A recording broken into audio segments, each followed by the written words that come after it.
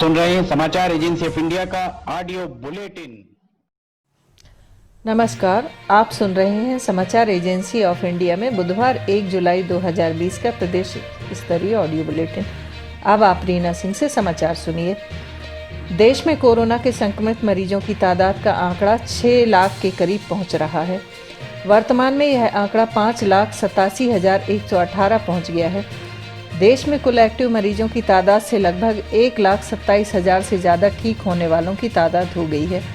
देश में अब तक सक्रिय मरीजों की तादाद 2,20,976 एवं रिकवर्ड मरीजों की तादाद 3,48,659 है एवं जिनका निधन हुआ है उनकी संख्या 17,417 है। मध्य प्रदेश में कुल संक्रमित मरीजों की तादाद से लगभग 7,769 ज़्यादा लोग स्वस्थ हो चुके हैं। प्रदेश में आंकड़ा 13,593 पहुंच गया है, जिसमें एक्टिव मरीजों की तादाद 2,626, रिकवर्ड मरीजों की तादाद 10,395 और जिनका निधन हुआ है उनकी तादाद 572 है। प्रदेश में जिन जिलों में कोरोना के संक्रमित मरीजों की तादाद 200 से ज़्यादा है, उनमें इंदौर में 4,709, एक्टिव मरीजों की तादाद 1,028, भोपाल में 2,789, एक्टिव मरीजों की तादाद 498, उज्जैन में 859, एक्टिव मरीजों की तादाद 24, नीमच में 443 एवं एक्टिव मरीजों की तादाद 19, मुरैना में कुल संक्रमित मरीजों की संख्या 408 एवं एक्टिव मरीजों की तादाद 245, जबलपुर में कुल मरीजों की संख्या 401, एक्टिव मरीजों की तादाद 72, बुरहानपुर में 398, एक्टिव मरीजों की तादाद 11, ग्वालियर में 368 संक्रमित मरीजों में से एक्टिव मरीज 83, सागर में कुल मरीजों की संख्या 365, एक्टिव मरीजों की तादाद 101, खंडवा में 315 एवं एक्टिव मरीज 35, खरगोन में कुल 289 मरीज में से एक्टिव मरीजों की तादाद 24 तथा भिंड में 223 कुल संक्रमित मरीजों में से एक्टिव मरीज 85 एवं देवास में कुल मरीज 220 एवं एक्टिव मरीजों की तादाद 24 है। प्रदेश में होशंगाबाद, डिंडोरी, अनूपपुर एवं उमरिया में एक्टिव मरीजों की तादाद 0 है।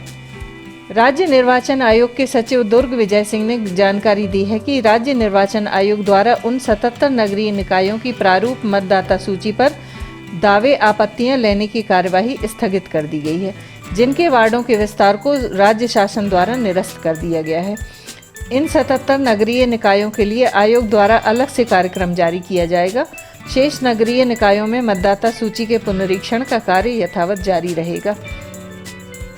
उच्च शिक्षा विभाग ने नवीन शैक्षणिक सत्र 2020-21 के लिए अतिथि विद्वानों को आमंत्रित किया है।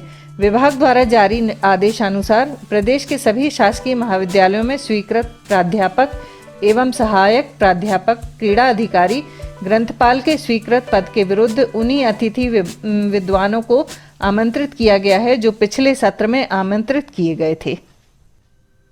भर्ती प्रक्रिया में फॉलन आउट अतिथि विद्वानों को शामिल नहीं किया जाएगा।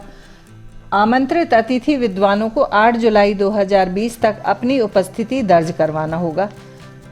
मध्य प्रदेश मंत्रालय में कोरोना अपने पांव पसारते जा रहा है। हाल ही में आई रिपोर्ट के साथ ही मंत्रालय में 9वां कोरोना पॉजिटिव पाया गया। मुख्यमंत्री कार्यालय में पदस्थ एक चतुर्थ श्रेणी कर्मचारी की रिपोर्ट पॉजिटिव आई है। यह कर्मचारी मुख्यमंत्री के अपर सचिव ओपी श्रीवास्तव के पास पदस्थ था। सूची में नाम आने के बाद पूरे मंत्रालय में हड़कंप मच गया। कार्यालय में भृत्य के पद पर तैनात कर्मचारी के उपचार हेतु चिरायु अस्पताल ले जाया गया है। इससे पहले राजभवन में भी कोरोना ने दस्तक दी थी। राजभवन के 37 कर्मचारियों की रिपोर्ट कोरोना संक्रमित आई थी। राजभवन में लगातार सामने आ रहे संक्रमण को देखते हुए प्रशासन ने सुरक्षा में लगे 7वीं बटालियन के 57 जवानों को मुगालिया छाप स्थित क्वारंटाइन सेंटर में शिफ्ट करा दिया गया था। मध्य प्रदेश में जल्द ही मंत्रिमंडल का गठन होने जा रहा है। नए नए मंत्री बनाए जा सकते हैं। मंत्रालय में मंत्रियों को कार्यालय में आवंटित होने हैं। ऐसे में कोरोना संक्रमण का मंत्रालय में फैलना चिंता का विषय बन गया है। अभी तक मुख्यमंत्री कार्यालय इस महामारी से दूर था, पर इस हाई सिक्योर जोन में भी कोरोना ने 1 जुलाई को एंट्री मार दी। मुख्यमंत्री कार्यालय तक कोरोना पहुंचने के बाद से अधिकारी सकते में आ गए हैं। उत्तर प्रदेश की राज्यपाल आनंदीबेन पटेल ने आज शाम मध्य प्रदेश के प्रभारी राज्यपाल के पद की शपथ ली है। मध्य प्रदेश के राज्यपाल लालजी टंडन का स्वास्थ्य खराब होने के बाद उत्तर प्रदेश की राज्यपाल आनंदीबेन पटेल को मध्य प्रदेश का अतिरिक्त भार सौंपा गया था। इसके बाद उन्होंने आज संक्षिप्त समारोह में मध्य प्रदेश के प्रभारी राज्यपाल पद की शपथ ली। गौरतलब है कि आनंदीबेन पटेल पहले भी मध्य प्रदेश की राज्यपाल रह चुकी हैं। आज दोपहर वे भोपाल पहुंची। इसके बाद मध्य प्रदेश हाईकोर्ट के मुख्य न्यायाधीश ने उन्हें शपथ दिलाई। आनंदीबेन पटेल को राज्यपाल पद का लंबा अनुभव है। वे 15 अगस्त 2018 से 28 जुलाई तक छत्तीसगढ़ की राज्यपाल रहीं।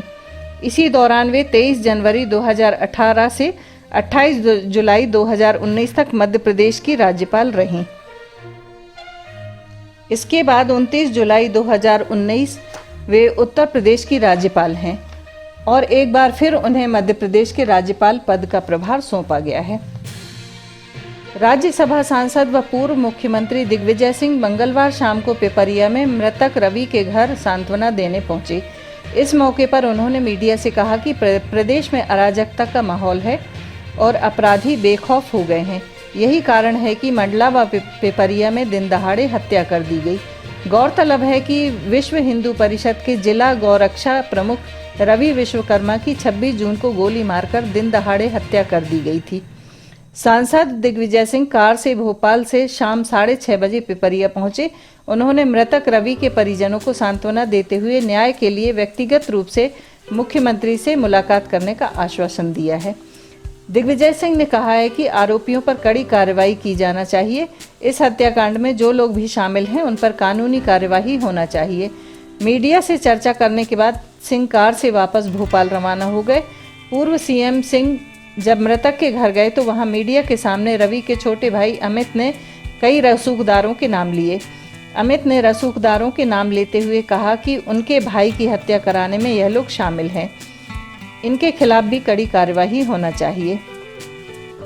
समाचारों के बीच में हम आपको यह जानकारी भी दे दें कि मौसम के अपडेट जानने के लिए समाचार एजेंसी ऑफ इंडिया के चैनल पर रोजाना अपलोड होने वाले वीडियो जरूर देखें। मध्य प्रदेश में शिवराज सिंह चौहान के नेतृत्व वाली सरकार बनने के लगभग 100 दिन बाद गुरुवार अर्थात 2 जुलाई को मंत्रिमंडल का पहला विस्तार होने जा रहा है। मुख्यमंत्री शिवराज सिंह चौहान ने बुधवार को खुद इस बारे में जानकारी दी। पिछली बार 5 मंत्रियों वाली मिनी कैबिनेट ने 21 अप्रैल को शपथ ली थी। इससे पहले 23 मार्च को शिवराज ने अकेले शपथ ली थी।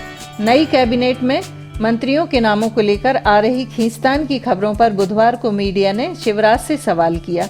इस पर उन्होंने कहा, जब भी मंथन होता है अमृत निकलता है। अमृत तो बट जाता है लेकिन विष शिव पी जाते हैं।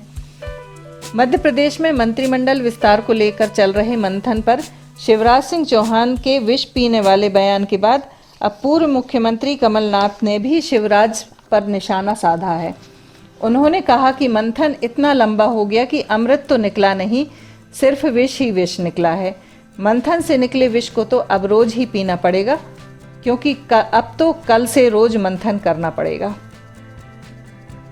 प्रदेश सरकार से अनुमति मिलने के बाद भी बस संचालन नहीं किया जा रहा है। इसका कारण डीजल की कीमतों में बेतहाशा बढ़ोतरी और कोरोना काल में हुए नुकसान के चलते पुराने किराया शुल्क पर बसों का संचालन घाटे का सौदा बताया जा रहा है। इसके चलते मालिकों ने बसों के किरायों में 55% की बढ़ोतरी करने की मांग रखी है। बस मालिकों का कहना है कि जब तक किराए में बढ़ोतरी की अनुमति नहीं दी जाती तब तक बसों का संचालन नहीं किया जाएगा।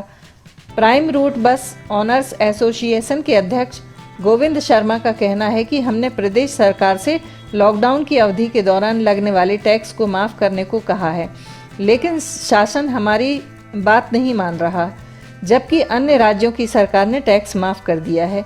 मार्च 2020 के मुकाबले डीजल की कीमत 26% बढ़ गई है। कोरोना के चलते जब लॉकडाउन लगाया गया था तब मार्च में 1 लीटर डीजल के भाव 63 रुपये के आसपास थे, जो कि वर्तमान में 80 रुपये तक पहुंच गए हैं। इस प्रकार मार्च से लेकर अब तक डीजल की कीमतों में प्रति लीटर 17 रुपये की बढ़ोतरी हो गई है। इसके चलते पुराने किरायों में बसों का संचालन नहीं किया जा सकता। इसके अलावा कोरोना के चलते बसों में भी शारीरिक दूरी के नियमों का पालन करना होगा, जिसके चलते बसों में यात्री क्षमता से कम बैठ सकेंगे। इससे बस मालिकों को नुकसान होगा। एसोसिएशन के पदाधिकारियों का कहना है कि छोटे बस संचालक जिन्हें बसों की किस्तें आरटीओ टैक्स, ड्राइवर, क्लीनर का वेतन समेत अन्य खर्च वहन करना होता है, वह व्यापार कर ही नहीं पाएंगे। ऐसे में नुकसान में बस चलाने से बेहतर है कि बसों का संचालन बंद ही रखा जाए। कोरोना के चलते ट्रेनों का संचालन बंद है, बसें भी नहीं चल रही हैं।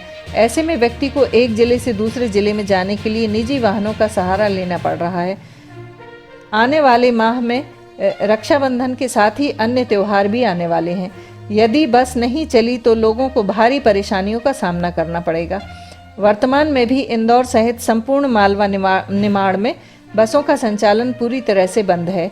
इसे देखते हुए सरकार बसों के किराए में 40% तक की बढ़ोतरी किए जाने को लेकर सहमत हो सकती है। यदि ऐसा होता है तो परेशानी आम जनता को ही होगी, क्योंकि कोरोना के चलते लोगों की आर्थिक स्थिति पहले ही खराब है। उस पर बसों का किराया बढ़ने से उनकी जेब पर असर होगा। कांग्रेस को त्याग कर भाजपा में आने के बाद से ही देश के हृदय प्रदेश की सियासत में ज्योतिरादित्य सिंधिया सुर्खियों में रहते हैं। शिवराज कैबिनेट के विस्तार के बीच केंद्रीय मंत्री प्रहलाद सिंह पटेल के एक ट्वीट ने नए अटकलों को जन्म दे दिया है। ज्योतिरादित्य सिंधिया राज्यसभा सांसद बन गए हैं। उसके बाद से कई कयास लगाए जा रहे हैं। मंगलवार को केंद्रीय पर्यटन मंत्री प्रहलाद पटेल ने दिल्ली स्थित उनके आवास पर जाकर मुलाकात की है। प्रहलाद पटेल ने ज्योतिरादित्य सिंधिया से मुलाकात के बाद कहा कि सिंधिया जी को फिर से पुरानी ऊर्जा में देखकर मन प्रसन्न हो गया। मैं स्वास्थ्य लाभ के बाद लौटे उनकी एवं राजमाता साहब की कुशल क्षेम जानने उनसे मिला था। वे शीघ्र ही नई जिम्मेदारियों का निर्वहन करेंगे, यही ईश्वर से प्रार्थना है। प्रदेश के सिवनी जिले में स्थित पेंच नेशनल पार्क की खूबसूरती के दीदार अगले 3 महीनों तक सैलानी नहीं कर सकेंगे। मंगलवार को आखिरी दिन 163 सैलानियों ने जंगल की सैर की। कोरोना महामारी के बीच 15 जून से पेंच पार्क के गेट पर्यटकों के लिए खोले गए थे। पिछले 15 दिनों में विभिन्न राज्यों व जिलों से पहुंचे सैलानियों ने सफारी का लुत्फ उठाया है। 1 जुलाई से मानसून सत्र के लिए पेंच के गेट बंद हो जाएंगे। अगले 3 महीने तक पार्क प्रबंधन का पूरा ध्यान वन्य प्राणियों की सुरक्षा, पार्क का रखरखाव एवं विभागीय कामों पर रहेगा। सितंबर तक पार्क में पर्यटन पर रोक रहेगी। हालांकि बफर क्षेत्र में मानसून के दौरान पर्यटक जंगल की सैर कर सकेंगे। पार्क के गेट बंद होने के बाद यहां तैनात स्टाफ व सरकारी विश्राम गृह में तैनात कर्मचारियों की ड्यूटी गश्ती में लगाई जाएगी। पेंच पार्क के हर क्षेत्र को सुरक्षित करने गश्ती दल का कड़ा पहरा अगले 3 महीनों तक जंगल व वन्य जीवों की निगरानी करेगा। वॉच टावर से जंगल में दाखिल होने वाले हर अजनबी अथवा संदिग्ध व्यक्ति से पूछताछ की जाएगी। निगरानी के लिए जंगल में ऑटोमेटिक कैमरे भी बड़ी संख्या में पार्क प्रबंधन ने लगाए हैं। वन्य जीवों के साथ ही यह कैमरे किसी भी अन्य संदिग्ध गतिविधि को भी कैद करेगा। इससे पार्क प्रबंधन को कार्रवाई में मदद मिलेगी। मानसून गश्ती के लिए करीब 500 सुरक्षा कर्मियों व श्रमिकों को तैनात किया गया है। जीपीएस के जरिए जंगल के हर क्षेत्र पर नजर रहेगी। कई दिनों से लगातार किए जाने वाले तबादलों का दौर अभी थमने वाला नहीं है। इसकी वजह है कई अफसरों का सेवानिवृत्त होना। अब उनकी जगह नए अफसरों की पदस्थापना की जानी है, जिससे एक बार फिर मैदानी जमावट सरकार को करनी पड़ रही है। बीते रोज अशोकनगर कलेक्टर डॉक्टर मंजू शर्मा सेवानिवृत्त हो गईं। उनके स्थान पर नए कलेक्टर की पदस्थापना की जानी है।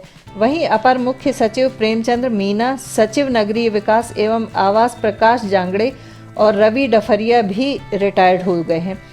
अब इनके स्थान पर भी नए अफसरों को पदस्थ किया जाना है। माना जा रहा है कि अब नए सिरे से जमावट मंत्रिमंडल विस्तार के बाद की जाएगी, जिसमें एक बार फिर से मंत्रालय से लेकर जिलों तक में बदलाव किया जाएगा। मध्य प्रदेश में कोरोना वायरस को खत्म करने के लिए सरकार ने बुधवार से किल कोरोना अभियान का शुभारंभ किया है। सीएम शिवराज सिंह चौहान ने भोपाल के समन्वय में सार्थक ऐप को लॉन्च किया है और किल कोरोना अभियान की शुरुआत की। 15 जुलाई तक चलने वाले इस अभियान में 11,458 टीमें घर घर जाकर सर्वे करेंगी। इस दौरान 2.5 से 3 लाख सैंपल टेस्ट किए जाएंगे। सार्थक ऐप की मदद से कोरोना को हराया जाएगा। किल कोरोना अभियान में डोर टू डोर सर्वे के लिए पूरे मध्य प्रदेश में 11,458 सर्वे टीम लगाई गई हैं।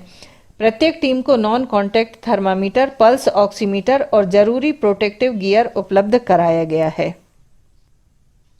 रेरा प्राधिकरण द्वारा कोरोना महामारी के चलते पक्षकारों की शिकायतों की सुनवाई वीडियो कॉन्फ्रेंसिंग से ऑनलाइन शुरू करने पर अच्छे परिणाम मिले हैं। कोविड-19 के बीच मई तथा जून में रिकॉर्ड 178 प्रकरणों के निपटारे से पक्षकार लाभान्वित हुए हैं। मई जून में प्राधिकरण ने इन माहों में प्राप्त होने वाली शिकायतों के बदले 3 गुना अधिक प्रकरणों का निराकरण किया है। अब कुल निराकरण प्रकरण 3273 हो गए हैं। कोविड-19 के दौरान प्राधिकरण ने पक्षकारों को वीडियो कॉन्फ्रेंसिंग की जो सुविधा उपलब्ध कराई, उसके बेहतर परिणाम सामने आए। पक्षकारों ने अपनी अपनी सुविधा के अनुसार सुनवाई में भाग लिया। जहां पक्षकारों तथा उनके अधिवक्ताओं ने यात्रा के दौरान गाड़ी में बैठे बैठे सुनवाई में भाग लिया, वहीं कुछ पक्षकार देश विदेश के विभिन्न स्थानों से अपने अन्य कार्यों के साथ साथ सुनवाई में शामिल हुए। जहां महिलाओं ने आवास मिलने में देरी पर भावनात्मक एवं वास्तविक तर्क रखे, वहीं पुरुष सदस्यों ने तथ्यात्मक बिंदु भी रखे। जिला मुख्यालय सिवनी में अनगिनत गर्ल्स हॉस्टल संचालित हो रहे हैं। इन गर्ल्स हॉस्टल्स में बुनियादी सुविधाओं का अभाव साफ दिखाई दे रहा है। जिला प्रशासन की नाक के नीचे चल रहे इस तरह के अवैध हॉस्टल्स में अनैतिक गतिविधियों की खबरें भी तेज हो रही हैं। प्राप्त जानकारी के अनुसार उच्च शिक्षा के लिए ग्रामीण अंचलों से सिवनी आने वाली कन्या विद्यार्थियों के लिए सरकारी स्तर पर कोई छात्रावास न होने के कारण विद्यार्थियों की यह मजबूरी है कि वे सिवनी में चल रहे अवैध गर्ल्स हॉस्टल्स अथवा पेइंग गेस्ट में रहकर पढ़ाई करें। बताया जाता है कि जिन स्थानों पर समूह में छात्राएं रह रही हैं, उन स्थानों पर ना तो पानी की मुकम्मल व्यवस्था है और ना ही सुरक्षा की। इन कथित गर्ल्स हॉस्टल्स में सुरक्षा गार्ड तक मौजूद नहीं है। खास बात तो यह है कि इनमें से अधिकांश के बारे में कोतवाली पुलिस को भी जानकारी नहीं है। कहां-कहां गर्ल्स हॉस्टल्स का संचालन किया जा रहा है। बताया जाता है कि संचालित गर्ल्स हॉस्टल्स के आसपास दिन रात शोहदों की भीड़ लगी रहती है। इन हॉस्टल्स में अनैतिक गतिविधियों के संचालन की बात भी फिजा में तैर रही है। यहाँ यह उल्लेखनीय होगा कि पॉलिटेक्निक कॉलेज में 2014 में एक गर्ल्स हॉस्टल बनकर तैयार है। 6 सालों में भी इस गर्ल्स हॉस्टल को आरंभ क्यों नहीं कराया जा सका, इस बारे में पॉलिटेक्निक कॉलेज प्रशासन के पास कोई जवाब नहीं है। और तो और एक बार चुनावों के दौरान इस हॉस्टल का उपयोग निर्वाचन के लिए ईवीएम रखने के लिए भी किया गया था। आप सुन रहे थे रीना सिंह से समाचार एजेंसी ऑफ इंडिया में बुधवार 1 जुलाई का प्रदेश स्तरीय ऑडियो बुलेटिन। बृहस्पतिवार 2 जुलाई को एक बार फिर हम ऑडियो बुलेटिन लेकर हाजिर होंगे। अगर आपको यह ऑडियो बुलेटिन पसंद आ रहे हों तो आप इन्हें लाइक, शेयर और सब्सक्राइब जरूर करें। फिलहाल इजाजत लेते हैं। नमस्कार।